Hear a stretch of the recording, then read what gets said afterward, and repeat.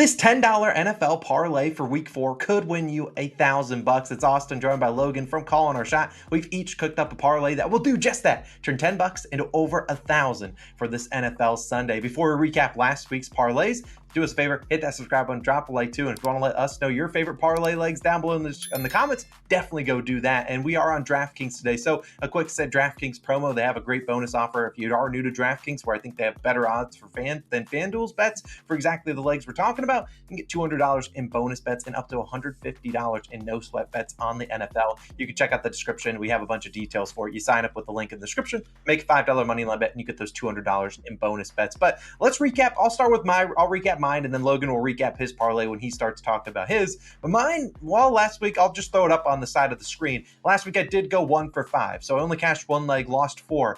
But the fact we were so close on all of them, let me talk about each of these legs. Elijah Moore, we had him for 50 plus. He ended with 49 on the hook. Rashad Bateman, I'll admit, that was just a trash wager. He did nothing. But you look at Thielen, he cashed. You look at Josh Jacobs, raced to 20 yards. He ended with 19 prior to a Steelers guy going over and getting 20 plus. And then Puka Nacua, he had 75 plus. He ended with 72. So we were 3 of our legs ended either on the hook or Puka missed by 3 yards. We were so close. Feels like one of these is going to fall. We've been getting closer and closer each week. Maybe this is the week we get it done. I'm just going to dive right in, though. Let's start with my first leg, Matthew Stafford. I like him for 300 plus passing yards. We're going to start with the heavy hitters because the last two are going to be, more closer to even odds. But you look at Stafford through 3 weeks, 334, 307, and then 269 last week. So he's throwing the ball a ton. This is a Rams team that really doesn't want to run the football, and they're going up against the Colts, a team that has allowed the 7th fewest rushing yards per attempt so far this NFL season, which is why you've seen a lot of teams pass versus the Colts, because the Colts are allowing the 2nd most passing yards per game. Look, even though Kupp is still out, we've seen that not affect Matthew Stafford. Should still be throwing the ball a ton, and they're playing in a dome, so no weather concerns here at all. The Rams are slight underdogs. It's basically a pick 'em against the Colts. I also don't trust Anthony Richardson a ton to move the ball on the other side, so I think at the end of the day, Matthew Stafford's going to be throwing it a lot. Maybe we get some large chunk plays. I really do like him for 300 passing yards at plus 250. I think it's worth a shot. Now, next leg, we're going to Alexander Mattison, 75 plus rushing yards for the Minnesota Vikings, which is plus 225 on its own. Now, if you look at Kirk Cousins' props, I was looking specifically at his pass attempts prop. It's sitting at about 35.5, 36.5. Yeah, Kirk Cousins has thrown the ball 44 times or more in all 3 games this season. So when I look at that prop, it's making me think, well, maybe the Vikings are leading this game, and maybe they don't have to pass 300 times like they've been doing the first 3 weeks of the season. Going against the Panthers, an offense I don't trust at all. Bryce Young is back, but I don't trust that offense to be able to move the ball a ton. And I think Alexander Mattison is quietly going to have a big game. When you look at the first 2 weeks of the season, the Vikings run the ball, never heard of it. Last week, they finally ran the ball, 20 carries for Mattison, 93 yards. We've seen in his career, 6 career games with 15 or more rush attempts. He's over and had 90 plus rushing yards in all 6 of those games. Cam Akers, well, now supposedly going to play, but I don't trust Cam Akers. Never was really, he's good pre-injury, but hasn't really been the same player since then. I think that we have a great matchup here. Madison, 75 plus. I've seen crazier things happen. Panthers are a good matchup for him. I think Madison has a big day. My third leg is going to be one of the bigger games on this slate. Bills, Dolphins.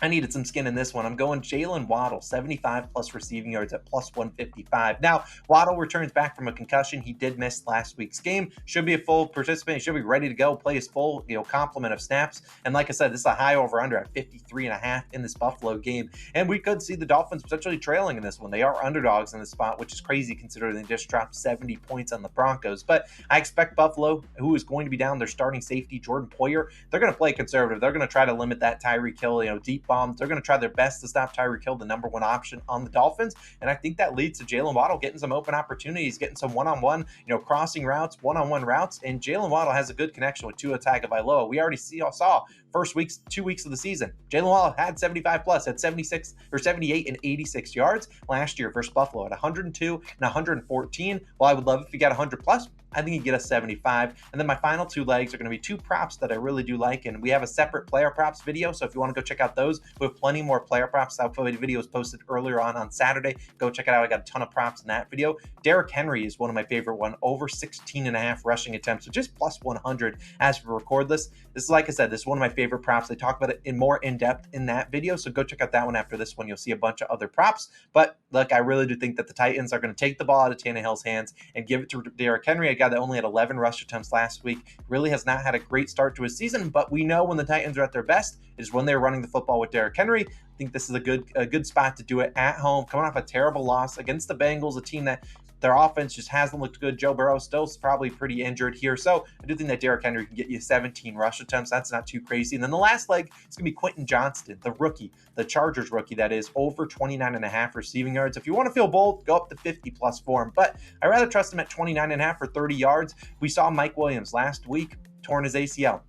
Hate to see that, but someone is going to have to step up for the Chargers offense. And I think a lot of people are going to lean towards Josh Palmer, but I don't necessarily think the Chargers are going to just throw Josh Palmer into Mike Williams' role. Josh Palmer, about 6 feet tall, with 6'1". You look at Quentin Johnston, the identical metrics to a guy like Mike Williams. Both guys 6'4", about 215, 220 pounds. They drafted Quentin Johnston in the first round. I think this could be maybe the lowest line you ever see out of Quentin Johnston. Obviously, if you took this same line in the first 3 weeks of the season, you weren't even close, but he's going to play a lot of snaps, I think. And this is a Chargers team that is allergic to running the football. Austin Eckler also doubtful, so even worse at running the football. I just think that we got a chance here. So here you go, all 5 legs. I think there's some good value in here. I think there's some good safe props with those last 2. I really do think we got a good chance. Hopefully we get a great game script for a lot of these props, and I think we got a good chance of hitting this one. All the guys have been able to do it this season before. Quentin Johnston, the one that hasn't done it this year, but I certainly think he's capable in a new role. So 5 legs, turn $10 into over 1,000. Boom. I just made you $1,000, but Logan's about to make you 1,000, but I'll let him recap last week first. Logan, where are you going this weekend? Yeah, I mean, last week, I do really like your parlay, by the way, but last week I was sort of close. I hit 3 out of 5 legs. I'll talk about them real quick, as you can see on the screen. Now, Justin Fields, 200 plus yards. What was I doing? Bad Logan. I trust in Bears and Broncos is terrible.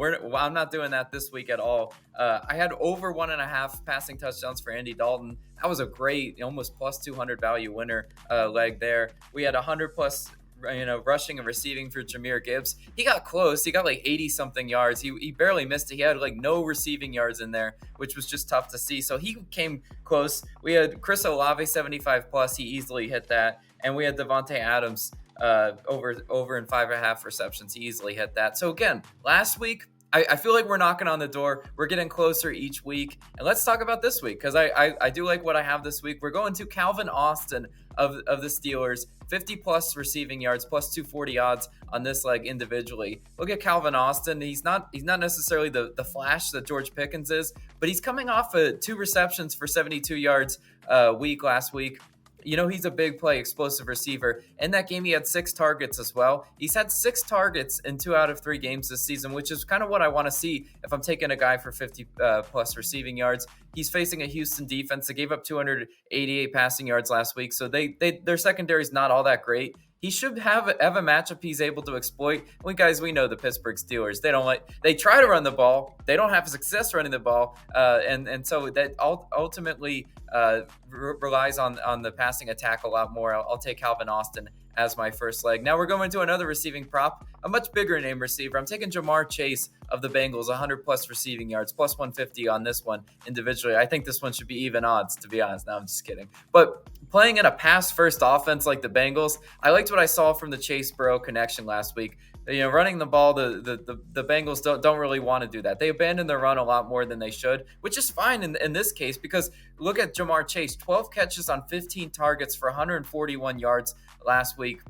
He was amazing. And honestly, am I thinking he's going to get that again this week? No, but 100 yards is definitely possible. And now he faces the Titans secondary, which is one of the worst secondaries in the league. Titans are averaging at 300 passing yards allowed per game. That means a huge day in store for Jamar Chase. I think the Chase-Burrow connection will once again be there this week. Now let's go to our third leg, another pass catcher. I'm taking Puka Nacua of the Rams, over 6.5 receptions, plus 100 odds on this one. I need a plus value on a receptions line, and I'm happy we're getting it with a guy like Puka Nacua. Look at his last 3 games.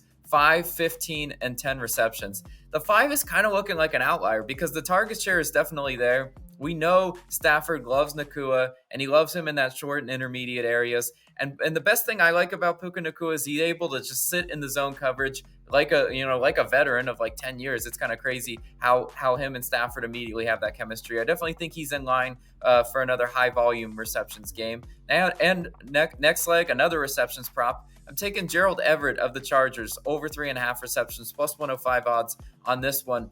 as Austin kind of mentioned with his Quentin Johnson prop, with Mike Williams now out for the season, we're all trying to figure out who's going to fill that void. I'll take a shot on it being Gerald Everett. Last week, Gerald Everett had 6 catches on 6 targets. He was still seeing some target share, and that's kind of what we need in this one. The Raiders showed some vulnerability last week to the tight end position, allowed 41 yards on 3 catches to Pat Freiermuth. I mean, Gerald Everett is definitely one of those guys that he's in there to run routes and not block. He should stand a good chance at hitting this. Whenever I take a tight end, in receptions or receiving yards, I'm always hesitant. Like, are they in there to block? Or are they in there to run routes? I'll tell you right now, Gerald Everett is definitely in there to run routes. I think he definitely gets some looks today.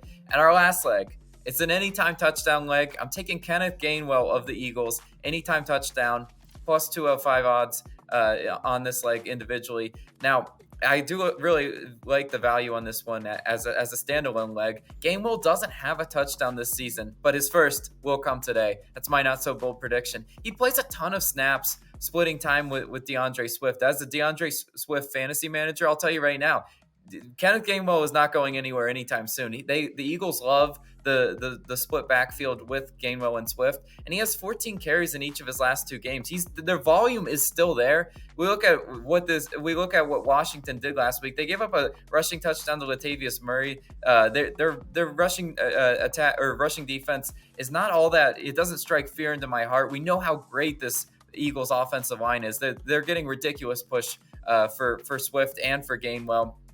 Washington has allowed a running back touchdown in 2 out of 3 games this year. And with defenses so worried about stopping Jalen Hurts and stopping the tush push, whatever you want to call it, I think there's some sneaky value for a guy like Kenneth Gainwell to score. He'll be out on the field, and he'll definitely get his looks in the red zone. It could come receiving, it could come rushing. Don't really care how it comes. I think Kenneth Gainwell is finding his way into the end zone. But as you can see on the screen, that's the full legs of the parlay. Comes out to be plus 10,529.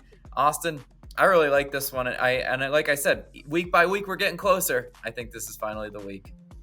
Yeah, Logan, I absolutely love it. And we kind of have some overlapping legs. We got Stafford and Nakua. Hopefully that connection's electric on Sunday. Well, I also have my Henry prop, so hopefully the Titans are leading, so we see the Chase Burrow connection even in more full effect. But I really like our chances. Like I said, we're going to hit one of these. We've been super close through 3 weeks. Hopefully it's week 4 that we hit one, and we can just build on it in week 5. But either way, let us know your favorite picks down below. I'll put up some other NFL videos for you guys to check out, like that player props video where I talk about Derrick Henry and Quentin Johnson a little bit more. And then, of course, if you want to go show some love to the NFL spread picks video, I have some more props there. Ton of other videos on the channel. We appreciate you guys all love and support. Austin, Logan, we're smacking one of these bad boys this week, and we'll see you guys back again next week with some more picks. We'll see you then. Peace.